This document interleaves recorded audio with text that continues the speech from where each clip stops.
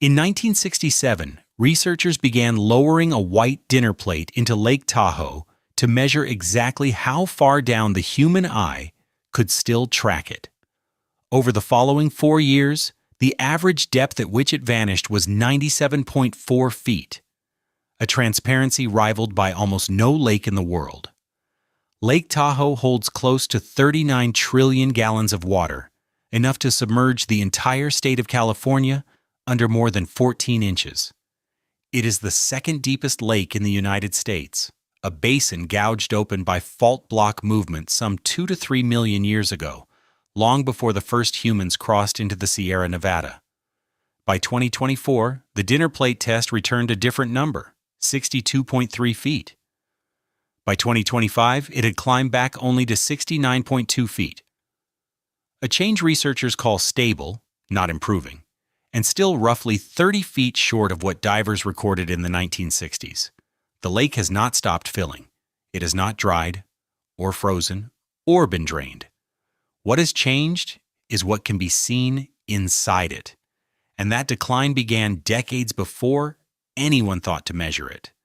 This is the story of how a lake famous for clarity became a case study in what accumulates unseen beneath the surface.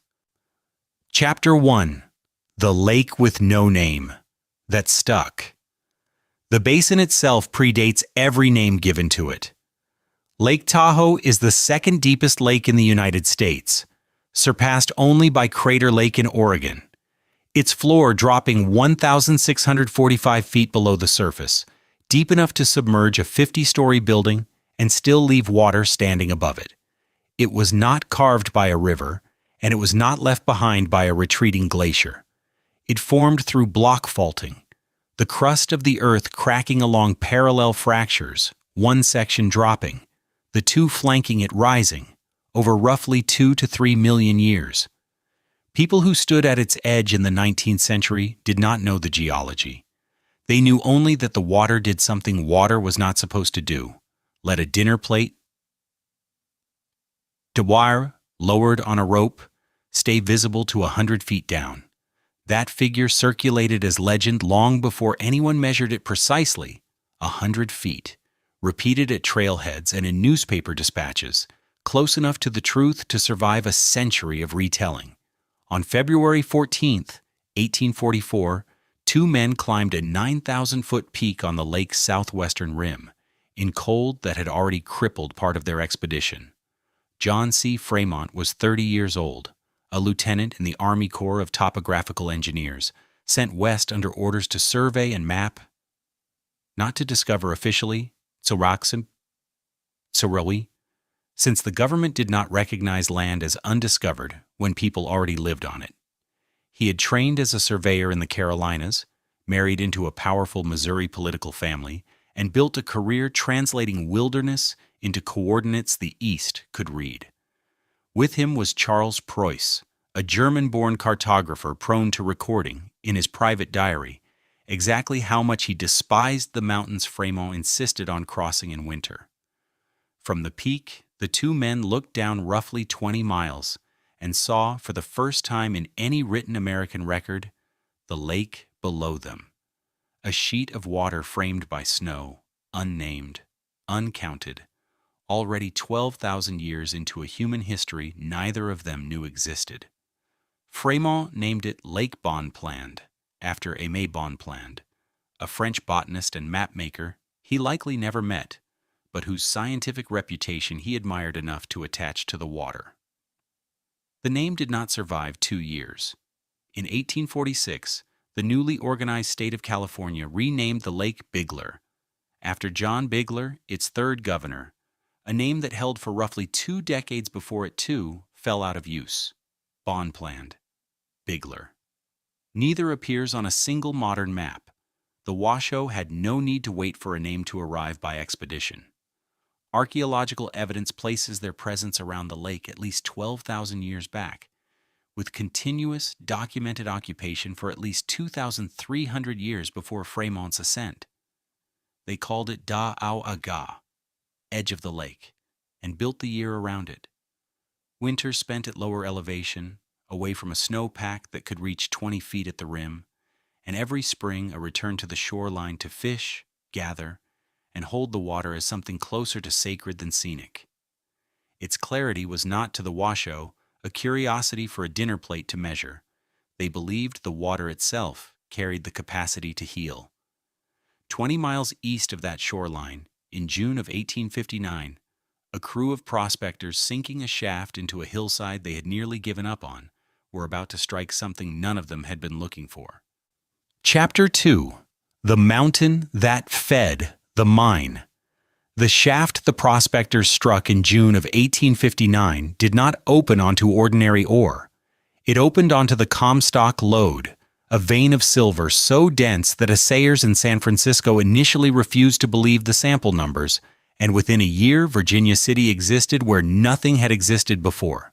Not a town that grew, an actual city that was assembled board by board on a slope 20 miles from the lake Fremont had climbed to see 15 years earlier. A mine shaft needs timber to keep its walls from collapsing under their own weight, and a stamp mill, the machinery that crushed rock into extractable ore, needs cordwood by the tens of thousands of cords, fed continuously into furnaces that never stopped running. Add a boomtown going up around both of them, saloons and boarding houses and assay offices thrown up faster than anyone could plan them, and the demand for lumber has no ceiling. Virginia City needed all three, and it needed them close. It found them 20 miles west, standing in centuries-old stands of sugar pine and fir that had never been cut. Duane L. Bliss was a Massachusetts-born banker who had gone west as a young man and built a second career underwriting the mining claims multiplying across the Comstock. He arrived in Nevada in the early 1860s, when Virginia City was still more canvas than lumber, and fortunes were being staked on assay reports nobody outside the territory could verify.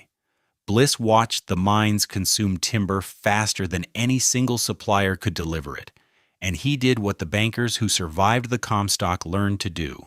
He stopped lending against the boom and started owning the resource the boom could not survive without. By the 1870s, Bliss controlled the largest logging operation on the lake, run out of Glenbrook on Tahoe's Nevada shore. Sawmills, logging camps, a workforce that answered to him alone. Through the 70s and into the 80s, the Glenbrook Company did not simply harvest timber.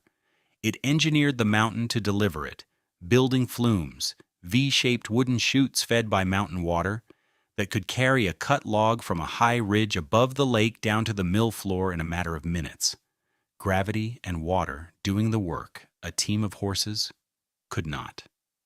Nevada's Surveyor General, cataloging the operation at its height, recorded 10 major flumes, running a combined 80 miles across the basin, moving 33 million board feet of lumber and 171,000 cords of wood in a single season. Thousands of men worked the camps, the mills, and the flumes, wringing water that the Washoe had called sacred less than 20 years before. Not a mining camp anymore, an actual company town built entirely on wood. By 1890, the operation had clear-cut roughly 80% of the Tahoe Basin's forest. Sugar pine and fir that had stood for centuries were reduced ridge after ridge to gray, barkless stumps. The lake itself had not changed, but the hills that held it had. With the root systems gone, there was nothing left to hold the mountain in place when the snow melted. Rain and snowmelt began carrying loosened soil down the bare slopes and into the water for the first time in the lake's geological history. A change nothing in 1890 was built to measure. The instruments came later. The reason came first. The Comstock, meanwhile, was already past its richest years. Silver production that had once seemed inexhaustible was declining. Mine by mine, and the market Bliss had built his empire to supply was beginning, quietly, to shrink. He owned thousands of acres of cleared shoreline, a fleet of mills, and a railroad he had built to move his own lumber. What he did not yet have was a reason to keep any of it running once the mines stopped buying. That reason was already approaching the lake, on a different kind of track entirely. Chapter 3: The Second Fortune. The reason was a passenger car, not a freight car. By 1899, the Comstock's silver output had fallen for the third consecutive year, and Dwayne Bliss, watching the mines that had built his fortune buy less lumber each season, made a decision that had nothing to do with wood. He would sell the lake itself. Not the timber standing on its shores, not the cordwood stacked at Glenbrook's mills, but the water, the light on the water, and the mountains behind it. A product that required no cutting, no hauling, no flume. He had by that point the rail bed, the rolling stock, and 30 years of knowing exactly where the tracks needed to go. What he did not have, yet, was a reason to lay 15 more miles of them. Now he did. In 1900, the Lake Tahoe Railway and Transportation Company began carrying passengers from Truckee to Tahoe City, a narrow gauge line running across ground his own logging crews had cleared a generation earlier.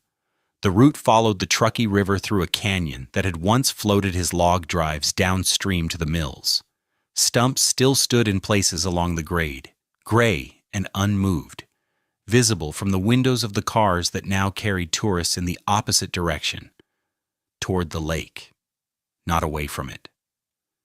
The same engineering mind that had built 10 flumes to move timber out of the basin now built a railroad to move sightseers in. It was not a new company reinventing the mountain. It was the old company, selling a second ticket on the same land. The Tahoe Tavern opened at Tahoe City in June of 1901, built by the Bliss family at the terminus of their new line, and contemporary accounts called it the finest hotel between San Francisco and the Rockies. It had wraparound verandas facing the water, 300 feet of them, where guests took their coffee looking out at a shoreline still recovering from the clear cut. Rooms on the lakeside opened onto private balconies. A rail spur ran directly onto the property so that a passenger could step off a train from San Francisco and into the lobby without touching open road. Bellmen met the cars. Steamers waited at the pier below to carry guests further up the shore, to resorts that did not yet exist when the first shaft was sunk at the Comstock 42 years earlier. The basin's first fortune had been built on cutting the forest down. Its second fortune was built on selling what was left of the view. The two were not separate enterprises run by separate men. They were the same enterprise, the same family, the same rail grade, run in the opposite direction once the first cargo stopped paying. Tourists arriving at the tavern in 1901 did not see a clear-cut wasteland. The eye adjusts, the second growth softens what the axe left behind, and a hotel veranda frames only what it wants framed. They saw a lake advertised correctly as the most beautiful in America. Few of them asked what the shoreline had looked like 20 years before their arrival, or what had been standing where the tracks now ran. Money noticed. It always does, eventually, once someone else has done the work of making a place accessible. The tavern's guest registers filled with names from San Francisco banking families in its first seasons, and within a generation the basin would draw a different class of visitor entirely. Men who came not for the verandas, but for what could be built beside them, and built without asking permission from anyone still living to remember the stumps. The railroad Bliss laid to sell scenery would, within 3 decades, be carrying something considerably harder to regulate than tourists. Chapter 4: The Line on the Floor. By 1926, the cargo the Lake Tahoe Railway was never built to carry has a name, an address, and a floor plan drawn specifically to exploit a border. The Cal Neva Lodge opens that year on the North Shore, and its architects do something no honest hotel needs to do. They run the California-Nevada state line directly through the building. Cross the lobby in one direction and gambling is a felony. Cross it in the other and it is a Tuesday. Guests do not need to understand the surveying to understand the arithmetic. A roulette wheel on the Nevada side of a painted seam earns what an identical wheel 10 feet away cannot. The lake's second fortune had been built on selling scenery. Its third is being built on selling ambiguity. 9 years later, the man who makes that ambiguity permanent buys his way onto the shoreline for good. George Whittell Jr. is not a hotelier and not a timberman. He is a San Francisco heir to a fortune assembled in banking and real estate. A man whose eccentricities, private menageries, a documented indifference to what people expect of someone with his money, a reputation that will outlive most of what he builds, are already well known by the time he turns his attention to Tahoe. What distinguishes him from other rich men is not the eccentricity, it is the timing. In the weeks before the stock market collapses in October 1929, Whittell liquidates $50 million in stock holdings, an act that reads, in hindsight, less like luck than like a man who trusted his own nerve over the markets. 6 years later, that nerve turns toward the lake. From a Nevada developer named Norman Biltz, Whittell buys 27 miles of Lake Tahoe shoreline and nearly 40,000 acres surrounding it. The price is $2,300,000. It is a bargain, and the reason is not generosity. It is a bargain because the land is still wrecked. 45 years after the Comstock's logging crews stripped the eastern slopes bare to feed the mines of Virginia City, the forest has not come back. What Whittell buys in 1935 is not scenery, it is scar tissue. 27 miles of it, priced the way scarred land is always priced, cheap, because no one else wants it yet. He does almost nothing with it. Whittell has no interest in hotels, no interest in subdivisions, no interest in the tourist economy Bliss spent 3 decades building along the opposite shore. He wants privacy, animals, and distance from other people's plans for his property, and the surest way to keep all three is to leave the land alone. The consequence is one he never intends, and would probably resent being credited for. A man who bought ruined ground and refused to fix it becomes, by doing nothing, the reason the last large stretch of undeveloped shoreline on Lake Tahoe survives the century. What he does build between 1936 and 1939, he builds for himself. The Thunderbird Lodge rises on the east shore under architect Frederick de Longchamp. Stone walls set into the slope as though the mountain had grown them, a boathouse below to hide his yacht from the waterside, tunnels cut beneath the property, connecting the main house to the outbuildings, so that a man who valued privacy, above almost everything, could move across his own land without being seen crossing it. It is not a hotel, it is not a casino. It is a fortress built by a man rich enough to need one. Cal Neva's painted line and Whittell's stone tunnels are, in 1939, still the largest gestures of new money the basin has seen. Within 20 years, both will look modest. Chapter 5: The Strip and the Fall. By 1955, Bill Harrah has been running slot routes and small clubs across Nevada for 2 decades, learning what the state's older operators never bothered to learn: that a casino can be run clean, audited, polished, and still print money. That year, he buys George's Gateway Club at the lake's south shore for $500,000 and reopens it as Harrah's. Not a saloon with dice tables in the back, an actual gaming corporation, carpeted and lit like a department store. Across the street, Harvey Gross's Wagon Wheel is doing the same arithmetic. Within a handful of years, it becomes Harvey's, and the two properties, facing each other across a state line drawn through a 2-lane road, turn a stretch of asphalt with no name into State Line, Nevada. The competition escalates the way competition escalates.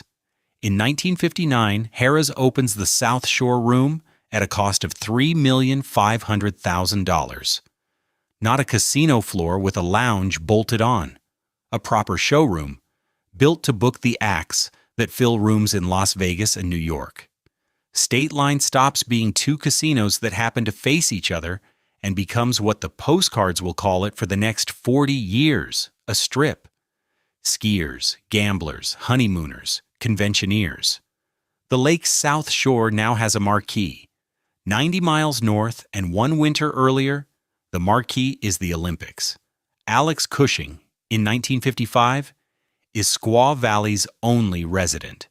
A lawyer with a lease, a chairlift idea, and nothing built. He pitches the International Olympic Committee a ski resort that does not yet exist.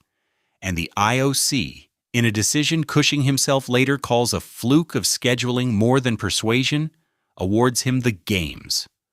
By February 1960, the valley he described on paper is hosting the 8th Winter Olympics.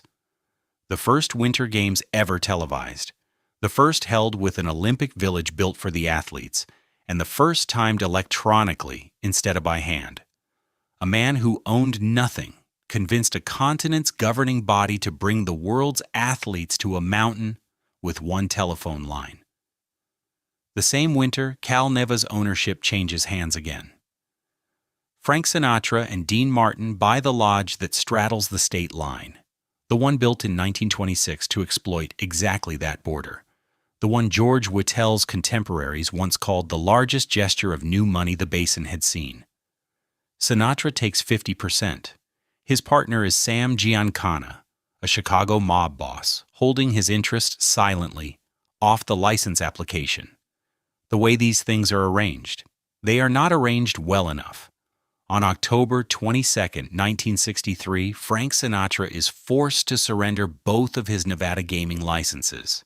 The Nevada Gaming Control Board has documented Giancana, a man barred by name from every casino in the state, staying at Cal Neva as Sinatra's guest, using the lodge's cabins, seen by enough witnesses that denial stops being an option. Sinatra fights it for weeks and loses.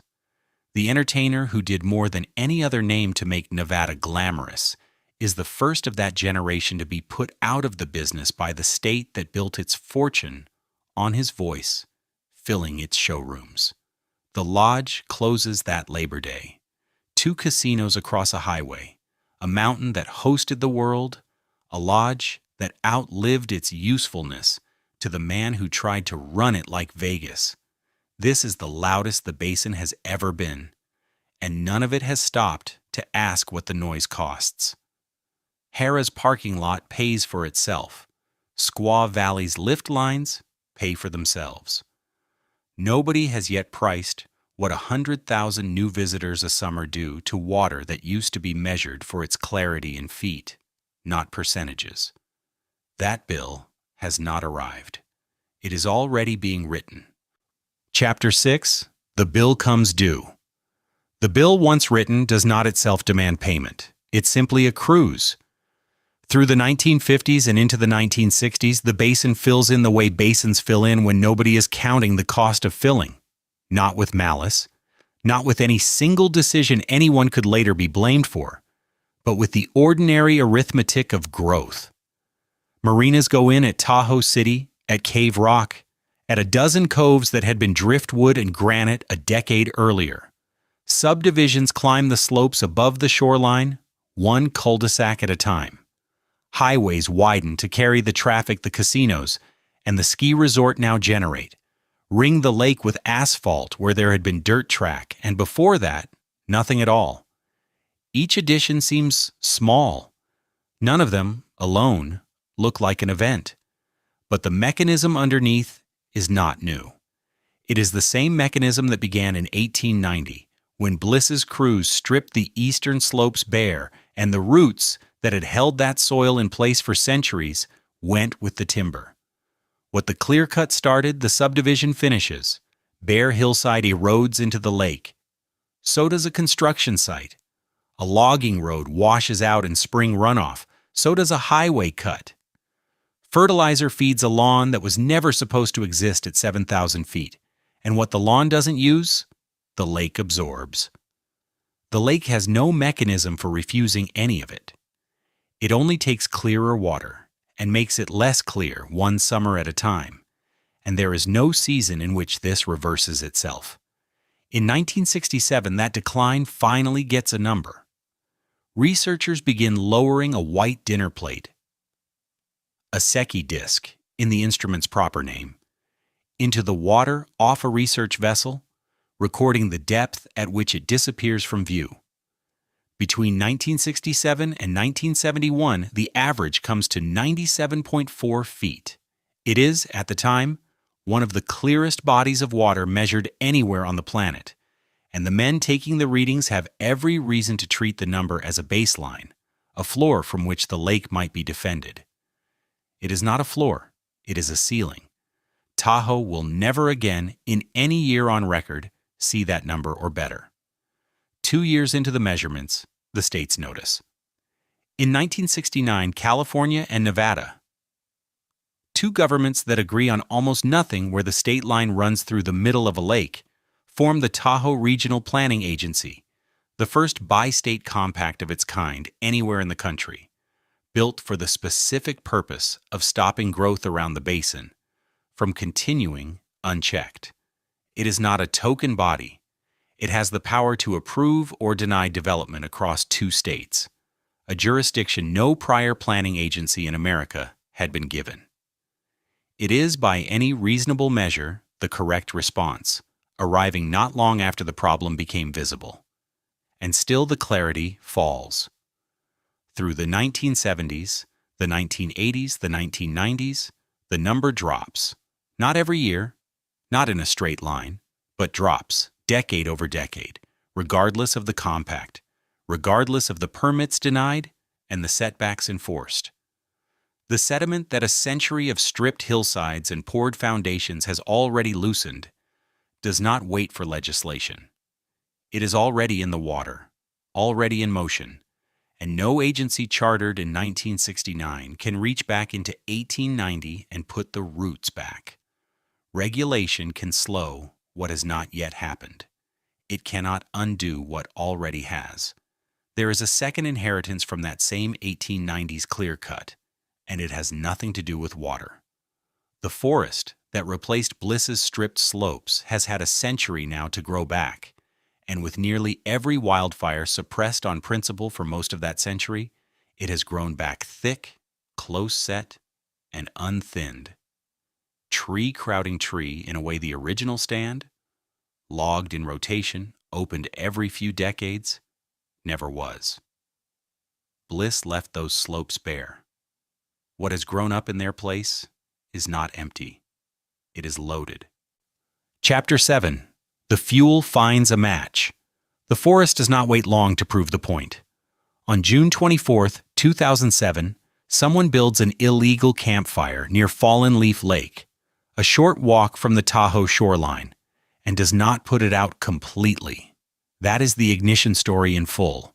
Not lightning, not a downed transmission line, not an act of anything larger than a person who left flame unattended in dry timber. The Angora fire starts as almost nothing and finds a century of stacked fuel waiting for it. And the two facts, the size of the cause and the size of the consequence, sit next to each other without needing commentary. It burns 3,100 acres. It destroys 254 homes and 67 businesses. Most of that happens within hours, not days. The fire moves through the crowded, unthinned second growth at a pace that outruns the containment lines drawn against it, jumping from crown to crown in stands that a rotation-logged, periodically opened forest would never have allowed. Engines converge on South Lake Tahoe from departments across 2 states, streets empty. By the time the fire is contained, the arithmetic of the day has already been fixed. A single campfire. A quarter of a square mile of neighborhood gone. A bill for the 20th century's fire suppression policy come due in an afternoon. 14 years pass. The forest keeps doing what it has done since Bliss's crews stripped the slopes above the lake in the 1890s. It grows back thick, close-set, unopened, every small fire that might have thinned it put out on principle before it can spread. In August 2021, a different fire approaches from the west. The Caldor fire pushes through drought-cured timber toward the basin with enough speed and enough heat that for the first time in Tahoe's recorded history, an entire town receives an evacuation order. Not a neighborhood, not a subdivision, The whole of South Lake Tahoe, roughly 22,000 residents, told to leave and go. The fire ultimately burns 221,000 acres and destroys 1,003 structures. It is stopped just short of the basin, and that phrase deserves precision rather than relief. For days in late August 2021, just short of was not yet a fact, but a question. And it was the only question that mattered to the tens of thousands of people already gone, watching from wherever they had scattered to. The fire did not reach the lake. It came close enough that the distance between reaching it and not became, briefly, the entire story of the basin. 2 fires, 14 years apart, one lit by carelessness, one driven by wind, and a drought that had been building for years. Both drew against the same account. The dense fire-suppressed forest that grew up in place of the slopes, bliss clear-cut more than a century before either match was struck or spark was carried. Suppression policy kept that account open through 100 years of small fires extinguished on site. The forest kept making deposits ring by ring, understory by understory. Angora and Caldor were withdrawals. The first one modest as these things go, the second one nearly total. South Lake Tahoe reopens after Caldor. The evacuation order lifts, the residents return to houses that in most cases are still standing, and the town goes back to being a town, which is a different thing, it turns out, than being a destination. The visitors who come through the basin each summer weekend have never had to decide, in an afternoon, what to load into a car and what to leave behind. The people who live there year-round have now done it twice. What that does to a place, over time, is not a question the fires answer. It is a question the real estate listings do. Chapter 8. What the water no longer shows. The listings answer in numbers. In 2012, the median home in the basin sells for $345,000. By 2021, it sells for $950,000. Not a market correcting upward, an actual displacement, and one that requires no fire to accomplish, only a decade. The math beneath the number is simple enough to state once. More than 7,000 housing units in the basin now sit as vacation homes, occupied for a handful of weeks a year, sometimes fewer, dark the rest of the time. More than 1,000 local families sit on a waiting list for affordable housing that does not yet exist. The people who clean the vacation homes, who staff the restaurants below them, who plow the roads that reach them, increasingly cannot afford to live near the work. In 2018, the voters of South Lake Tahoe attempt a correction, Measure T passes, banning short-term rentals in residential neighborhoods, an effort to return houses to households rather than calendars. The legal fight over it runs for years afterward, through courtrooms, through appeals, through the ordinary machinery by which a town's attempt to govern its own housing stock is tested against the rights of people who do not live in the town. Whether the measure succeeds is not a question this account can settle. What it establishes, regardless of outcome, is that by 2018 the basin considers itself worth defending from its own market. The water keeps its own ledger, separate from the listings. In 2024, UC Davis measures average clarity at 62.3 feet. In 2025, it measures 69.2 feet. An improvement on paper, and also set against the ceiling of 97.4 feet recorded in the 1960s, still close to 30 feet short of what the lake once was. The researchers describe the long-term trend not as recovering, but as stable. Clarity that has stopped falling without climbing back to what it was. Stable is the word the data supports. It is not the word the lake's earliest surveyors would have used. What remains above the water can be walked. The Thunderbird Lodge stands today as a museum, its granite walls and tunnel and boathouse preserved on a fragment of the roughly 40,000 acres George Whittle once controlled along the east shore. The empire reduced to an exhibit, open for tours, closed for winter. The Tahoe Tavern is gone. Condominiums occupy its footprint now, and they carry its name on their sign. A resort that survives only as a brand attached to a building that never hosted a single one of its guests. The Calneva Lodge has sat shuttered for years, its restoration stalled repeatedly by cost overruns.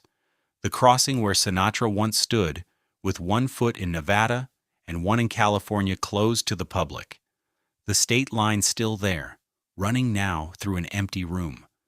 Millions of visitors still arrive at the lake each year, for water once famous enough that a dropped dinner plate could be tracked by eye 100 feet down, the whole way to the bottom. The lake they find is still, by the standard of any ordinary lake, strikingly clear, clearer than nearly anything else its size in the country. It is simply no longer clear enough to do without effort what it once did without trying. Make depth legible. Turn 100 feet of water into something a person standing on a pier could see through as though it were barely there. The lake is still there. On a still morning, the surface holds the mountains upside down without distortion, granite and pine doubled in a sheet of water that from a boat deck looks less like a lake than like glass, laid flat across a basin the size of a small country. The light comes in white in July and goes the color of a bruise by September, and the ridgeline has not changed in shape since before the first cabin went up on its shore. What has changed is underneath, past the point where the eye gives out. The part of the lake no visitor photographs anymore, because there is nothing left there to photograph, only the water going on, clear at the top and unaccounted for beneath.